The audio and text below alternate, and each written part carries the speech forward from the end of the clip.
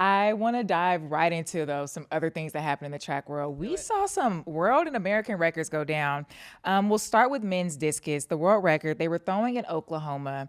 Nicholas Elekna, discus, 75.56. He's been like inching towards this, I guess not inching, metering. I don't know what you would call it if it's in meters, but getting closer towards this record. We have the asset of like the graphic that we made for Instagram, and he broke it. And then Valerie Allman went right after him, and the American record went 73.52, which is insane. Now, I don't know if y'all saw, I keep track because Trip throws. Yes. The wins were crazy. Yes. So I would love y'all's thoughts on like, I mean, the record's a record. I respect that they got it. You know what I mean? But a lot of people were saying that like, if they track wins in sprints, they should track wins in throws. What are your thoughts? But with the weight of with discus, how much of a role, like scientifically speaking, how much of a role does the wind play? I mean, I guess maybe in which whether it goes left or right, but does it really propel it forward or? I don't. It's got to give it some lift. None of us are physicists. Yeah, and I'm not a thrower. What do we know? But you got to imagine a disc. Like, it's like a frisbee. It's like a heavy frisbee, and so I would. Of course, I'm surprised wind isn't tracked. Yeah. And that's what I was going to ask. Is Oklahoma? What about it? Is it? Every year that meet in Oklahoma is always windy. Yeah. Like every year. Like if you want a PB in discus, they say go there. Like, and like I said, breaking a record is still impressive. So I respect the record, but like, does wind help? Yes.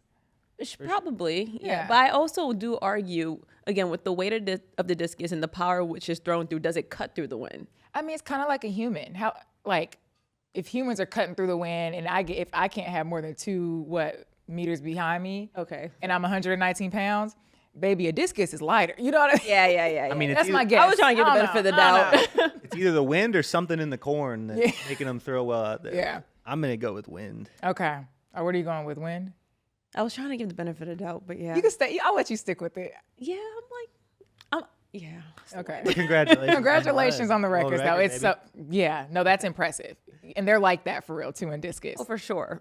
All right, I want to get into this Botswana track and field event that happened. Okay, so we have the image. We'll just start with the image. This Botswana had a meet last weekend. This is what the track looked like the day before. And for those who can't see, this is a track being poured live. What are they doing? The track is wet. The tarp is I gotta out. be honest, I don't love it. This reminds me of like doing like a book report or something the night before. They're These guys like, are pouring the track. they need the pressure of like the meet happening to like, actually, we need to stop procrastinating.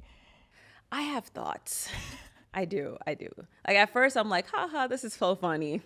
Ha. But then on the other end, like the smile goes away because, we talk about wanting to grow the sport, but we have to have a level of seriousness on our end as well. There is no way you're having and hosting a professional track and field meet with the likes of like Tobogo and Dalilah Muhammad, and the track is just unprepared because you're never going to see an NBA game where the 3-point line isn't properly set up. You're never going to see an NFL game where it's not 10 yards in between each line where you're trying to get the first down. We're not going to be like first down-ish, So it feels like when I'm watching this track meet, it was like, okay, Tobogo ran 200 meters-ish, or, and that level of seriousness has to start with us if we want the fans to then follow through. Yeah, I am a little confused because they had a track. Yeah. And you decided to renovate it last minute? Like, what happened? Like, at that point, it's like, what are we really doing? And then, I mean, there's no debate. That's got to be a record for freshest track ever. There's no question, it's too worn down. It's probably as new as one could possibly hope. Yeah, Unless fresh. I mean, they could have poured it that morning and maybe get a little closer. The night before, though, I mean, now what I did see, though, the lines maybe. Yeah, we have some images of the lines. Ryan Fenton came up to me. He was like, Demetra, what do you see wrong with this image? That's the finish line. It's a little wonky. Mm-hmm. I mean, they had hours to spare here, so it's like they couldn't really go at it with a ruler. That's insane. And we have another image of the track being wonky too. The curve, y'all. No, I think if it looks like I freehanded that. No, for real. It's. They were like, Nick, can y'all get out there and just draw some lines? And I was like, yo, I got you. Like, I'll do it for you right now. Yeah, I don't think if there was a record, it wouldn't have counted. This is insane. So yeah, Botswana. It was pretty at least. It might be on their shoes still, based off of when they poured it. Yeah. I hope there is a reason for this. I hope there is something that really just please make it make sense. Like there has to be a legitimate why to give it some sort of like, okay, I get it. Because I don't get it. I don't get it. I'm shook. I don't get it. And I don't know why anybody's not talking about it We need to be talking. as much. Like, I'm like, this should have been headline. Like, Yeah, it should be out there because I would love to see what Twitter would have to say. I agree.